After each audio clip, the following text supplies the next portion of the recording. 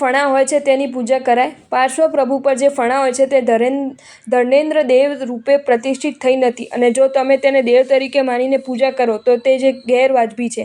ભગવાન પર દેવ હોય કે દેવ પર ભગવાન હોય, દેવી દેવતાની પ્રતિમા ભગવાનની નીચે હોય છે, માટે ફણા તે ધર્મેન્દ્ર દેવ નથી. પાર્શ્વ પ્રભુને કમઠે જ્યારે ઉપસર્ગ કર્યો ત્યારે તે ઉપસર્ગથી રક્ષણ માટે ધર્મેન્દ્ર આવ્યા છે.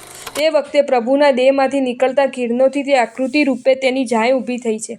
પ્રભુજીનું અદ્ભુત લાવણ્ય હોય છે, માટે તે અદ્ભુત લાવણ્યથી ચમકયુક્ત મોહક આકૃતિ બનેલ હોવાથી એ રીતે ફણાવાળી મૂર્તિ ભરાવાય છે, અને આ પ્રભુજીનું અવિભાજ્ય અંગ છે. હવે આ અવિભાજ્ય અંગ કેમ બન્યું? કારણ આવો આકાર બન્યો હતો માટે. હવે અવિભાજ્ય અંગ હોવાથી તેની પૂજા થાય, પણ તે નવ અંગમાં આવતી નથી. માટે પૂજા કર્યા પછી શોભા તિલક કરો તેમ તમે કરો તો ના નથી, કારણ પ્રભુજીનું અંગ જ છે.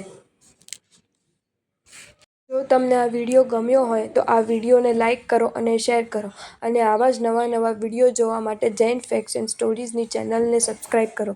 ધન્યવાદ.